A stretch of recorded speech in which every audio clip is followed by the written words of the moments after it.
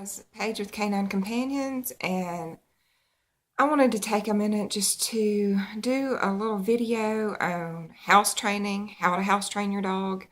I get a lot of requests or questions about people having trouble housebreaking their puppies.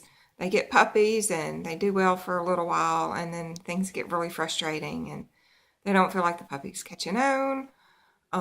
Or it's just having a puppy and housebreaking a puppy is just it's just hard. Everybody forgets how hard and how much work it is to have a puppy. Just like everybody says, they forget about the sleepless nights. They forget about waking up in the middle of the night, feeding babies.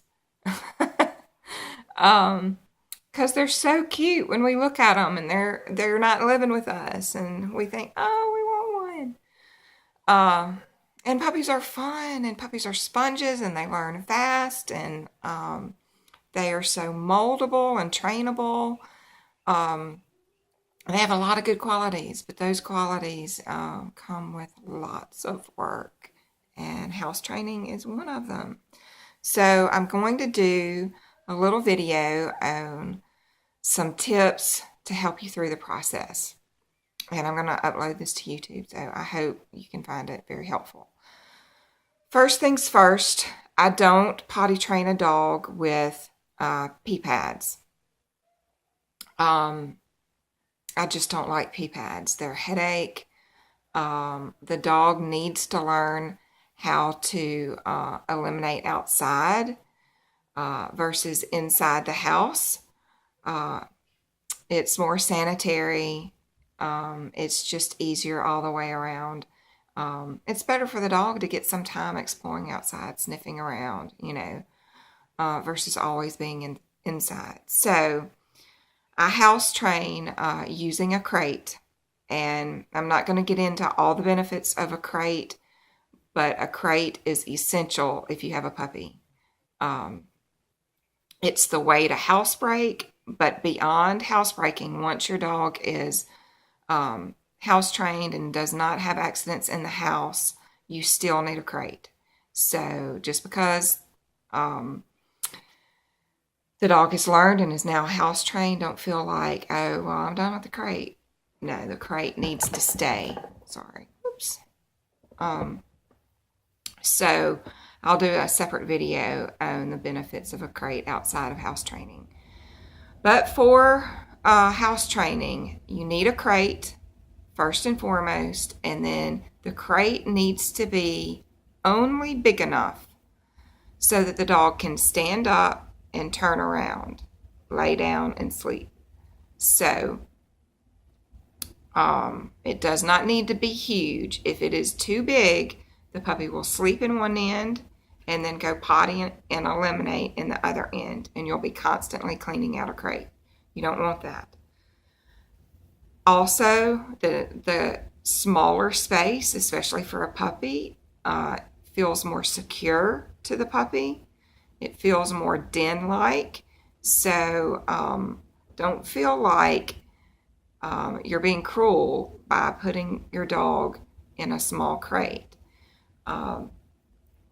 If your dog is going to get really big, I understand you don't want to buy multiple crates. A lot of crates come with dividers. But if you're in the potty training time, urine can go past the divider. And so that makes cleaning up the crate a headache to take the divider out, put the divider in. So I always recommend checking with your friends to see if they have a crate that they're not using anymore that is of adequate size. Also check Facebook buy sell trade pages. There you can usually find people selling crates for less than half of what you would pay at Petco or PetSmart or a big warehouse. So, and then there's always Craigslist. You can find them there. So do a little online research. Also, Dirt Cheap often has crates. They usually have a limited selection, but They're at least half off. I do recommend if you buy one from there to open the box and make sure all the pieces are there, and that there's not any horribly bent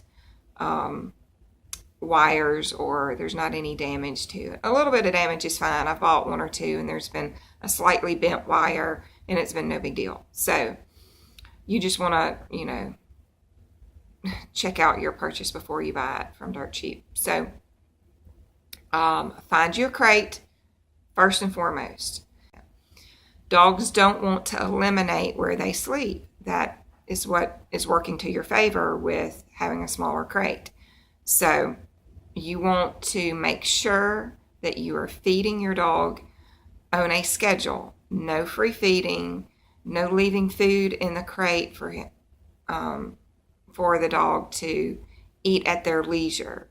The reason is, if you have scheduled feedings, you feed in the morning, if you come home for lunch, feed at lunch, and then feed at dinner.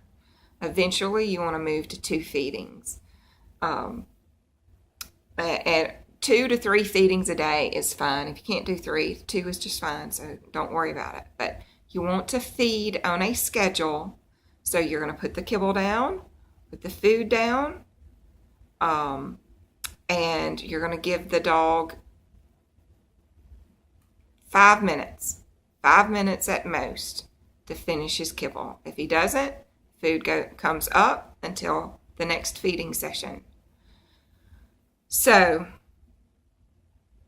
feed on a schedule. The reason is you're going to put his bowels on a schedule. It's going to be easier for you to know about when he has to potty. So, his bowels are going to get on a routine. So, do yourself a favor, no free feeding, scheduled feeding. And it's important that you give an opportunity. 5 minutes after that, food comes up. The dog will learn he has a certain amount of time, and then the food goes away, and the next time he sees the food is at the next feeding schedule. I do want to add in here, you don't have to feed from a bowl, and I'm a big proponent, especially of puppies, because they're so trainable, that you take what you would feed in their bowl and you have a training session. You teach a few sits, a few downs, lure them onto place with a kibble, practice some recalls, practice going in and out of the crate, throw a few pieces in the back of the crate, let him go in there and get it, come out. That's a good way to show the dog. Sometimes you go in and you come right back out. You're not always going in the crate and being locked up. So turn feeding time into training time with your kibble. You just give them, they do a few things for you, and then they get fed from your hand. This also will more than likely eliminate them leaving kibble in their bowl. If it's coming from you and they're getting interaction and engagement from you, they're going to be super happy. They're going to eat whatever you feed them. So do that. I can't tell you how that will pay off down the road.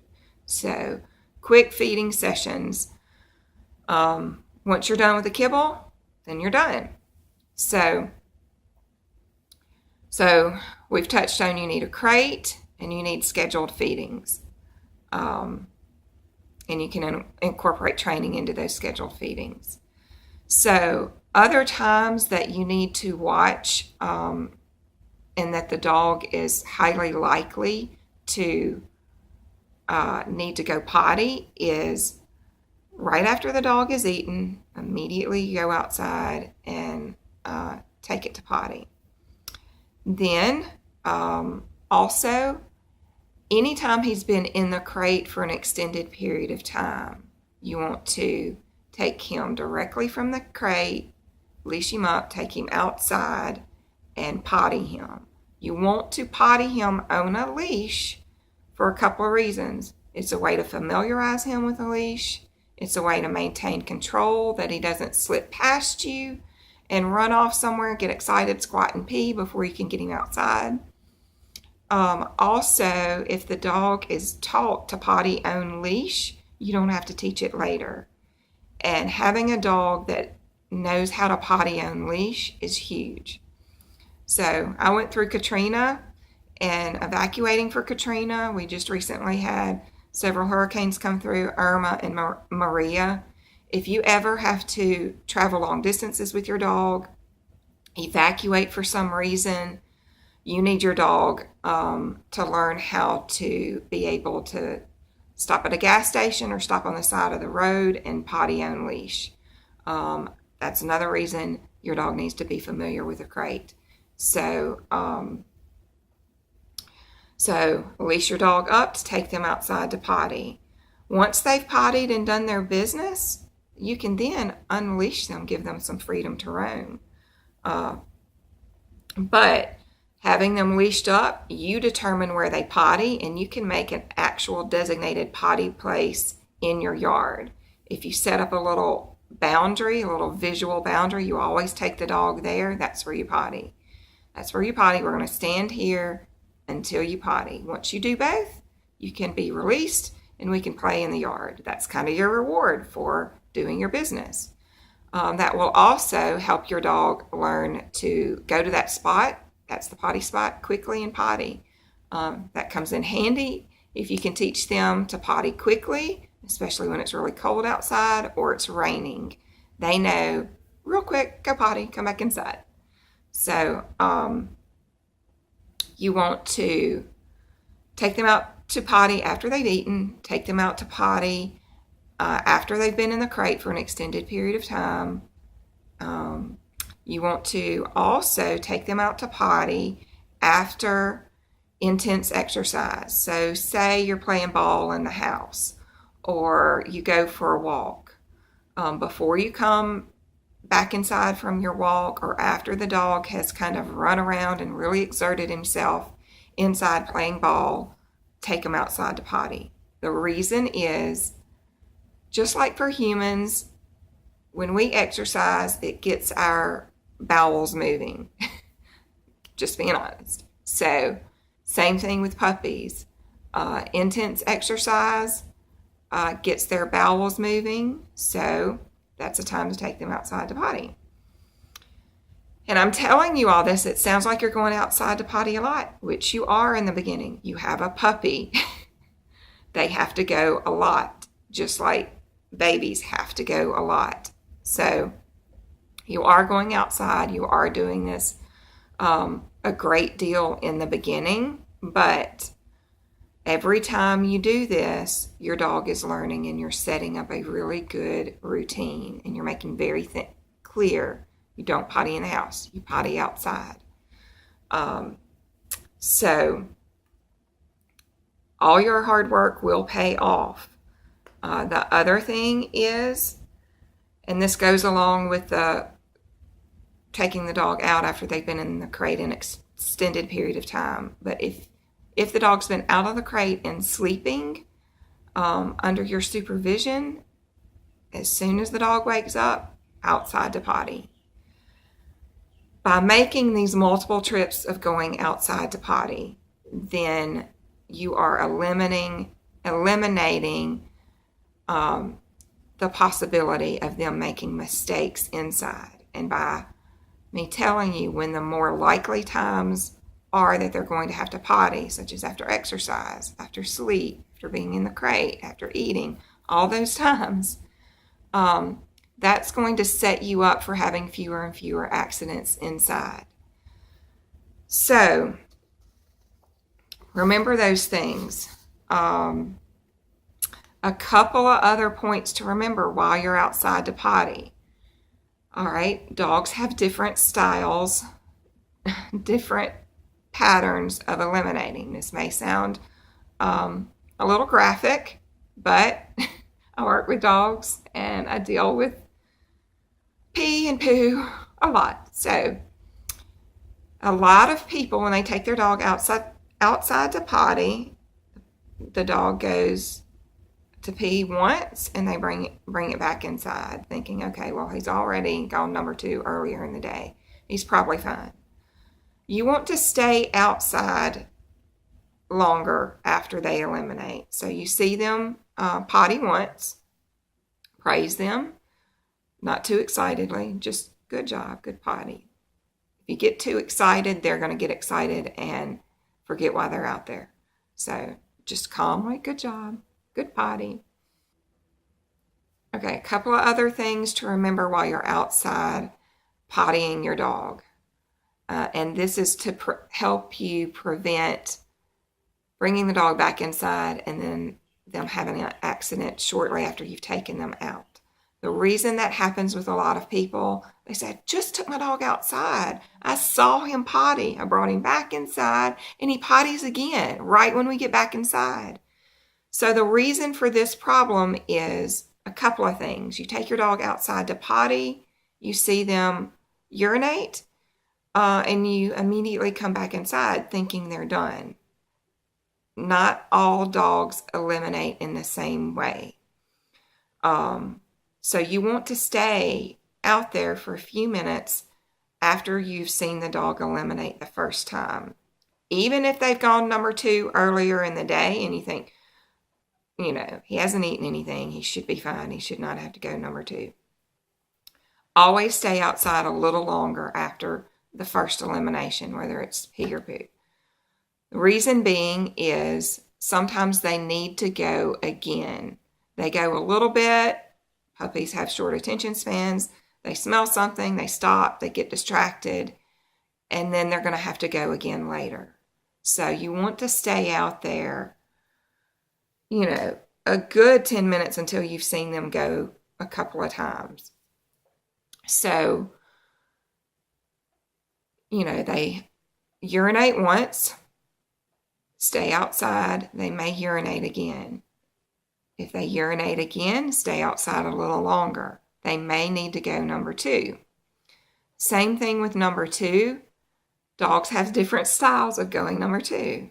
So maybe this sounds graphic, but I'm telling you all this to help the potty training process go much easier for you. This is important. So some dogs will go number 2 all at one time, and they'll leave one package and they're done. Okay, one delivery and done. Other dogs, they will make one delivery, walk around a little bit, and then they'll make a second delivery. So 2 stalls, actually 3 stalls. One large package delivered, and then, or multiple smaller packages delivered, or there's also the walking pooper. So one dog kind of poos a good bit, and then they kind of waddle. And they poo kind of along the way as they're finishing up. So by staying out there longer, by watching your dog when he eliminates, you're going to know their style of going. So you're going to know if when he goes all at once, or when he goes, he's going to need to go again. So this is why it's important that after you see your dog eliminate once, that you don't immediately come back inside. So hang out with your dog. Pottying needs to take at least 10 minutes. You might actually be out there for 20 minutes or more the first few times you're taking your dog out as a very young dog, because they are so distractible. And once again, because they are so distractible, keep the potty place into one zone. Don't walk all over your entire yard. Then you're taking a walk with your dog, and they get used to having all that time and all that area to explore before pottying. Make it kind of boring. You go outside, you go to one area, you potty in this area every time.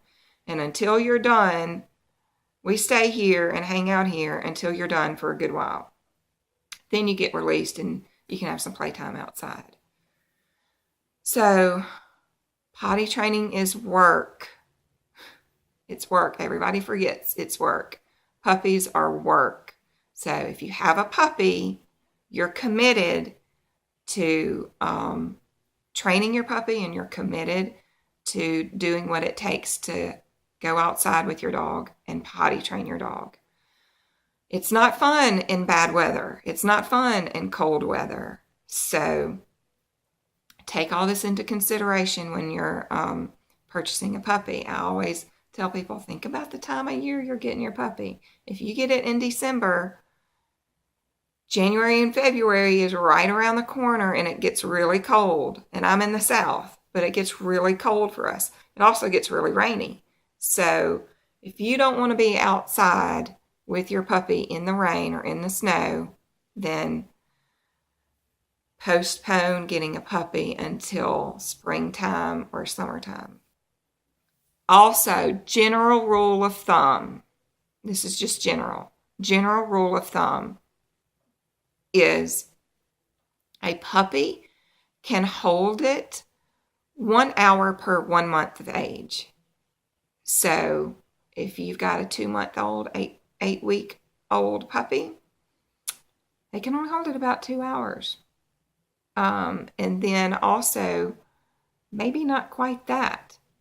So you're going to be going out, in and out to potty a lot. You're going to be getting up in the middle of the night for several months to take your dog out to potty. And when you get up in the middle of the night to take your dog out to potty, this is another tip.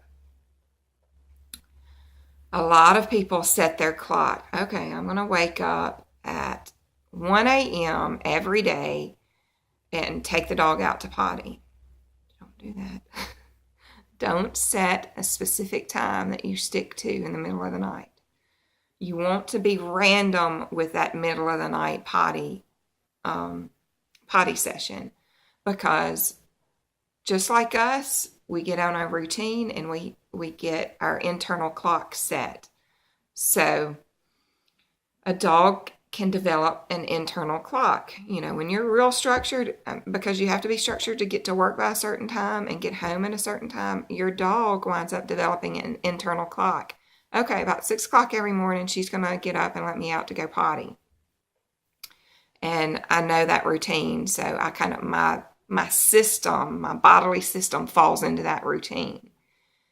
The same thing will happen getting up in the middle of the night with your dog. If you stick to, it's always 1 a.m., then it's going to be harder to get away from that 1 a.m. potty session down the road. So make it 12 o'clock one day. Make it 2 o'clock one day. Make it 1 o'clock. Vary it by a couple of hours so the dog's internal bodily clock, system clock, does not get set. Because breaking that clock down the road is harder. If you've been doing it for several months, always 1 a.m. goes outside, 1 a.m. goes outside. So randomize that those 1 or 2 potty sessions at night. When your dog does have a potty accident inside, you want to clean it up immediately, and you want to use an enzymatic neutralizer. Some people use water and vinegar. Some people use Nature's Miracle. It's a cleaning spray to help neutralize the smell of urine in the house.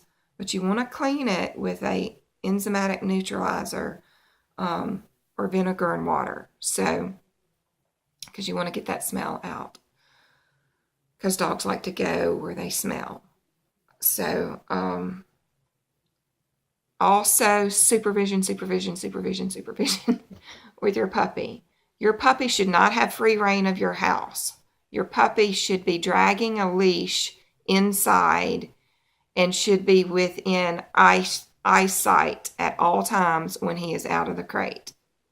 Because if he's not within eyesight, he's sneaking off to potty somewhere, or he's sneaking off to get into trouble and tear something up and possibly ingest something that he's not supposed to have. So, supervision, I can't say it enough. It's super important during potty training, but it's super important during puppyhood in general. It's going to make your life much easier. So puppies and children and toddlers need 24/7 supervision. You won't let your toddler leave your eyesight, or your little baby that's just learning how to crawl. You're not going to let them out of your eyesight. They are always with you. You're always within reach of them. And a puppy should be the same. And letting them drag a leash, a little lightweight leash, little cat leash, some dollar store leash, it's going to help you immensely. So it's your job to provide structure. It's your job to provide supervision, and it's your job to potty train. And that's a lot of work. Puppies are fun, but they are equally hard. No, not equally. They're more work than they are fun, but all that work pays off with more fun down the road. So I hope this helps. A couple other things. Don't stick the dog's nose in their accident. That doesn't help. Just stick to your guns, stick to your schedule, stick to going outside. If they have an accident inside and you didn't see it, it's over with. It's over with. There's no punishing them. There's no taking them back to it and shaming them and spanking them or putting their nose in it to correct them. They don't understand. They've gone on to something else. They're hanging out. They're having a good time. And all of a sudden you scoop them up, put their nose in poo. They don't understand. Why are you putting my nose in my poo? What is up with that? That makes no sense to them. So, that's why you need to supervise. If they start to go in your house, then you're going to clap, say no, scoop them up, take them outside. So you're making it very clear, no, we don't do this in the house. We do this outside. And when they go outside and they finish, good puppy. That makes you super happy. So, okay, one other tip. A lot of people, when their dog does go outside, they get real excited. Good potty, good boy, yeah, you pottied. And they kind of have a cheering session. It's good to praise your dog when they go potty, but if you make it a full-out cheering session, you're going to interrupt the potty process, actually. So they might not finish completely going because you stopped and started cheering and getting really excited, and they decided, I want to join in the fun. So make your praise be calm praise.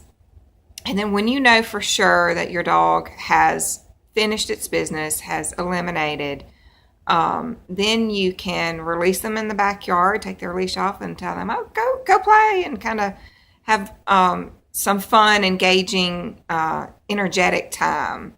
Let that be the reward after pottying. If you want to give your dog a treat after he goes to potty, you go outside to potty, you tell him calmly, good job. You want to acknowledge, yes, you're doing the right thing. Bring them back inside, give them a treat.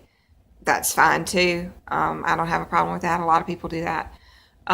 Just don't get too exuberant with your praise while your dog is pottying, because you might be becoming more of a hindrance to your puppy than an actual reward. So I hope you found this video helpful. I know it was a little long, but I get lots of questions about potty training. People get frustrated really easily after about a couple of weeks of having a new puppy home.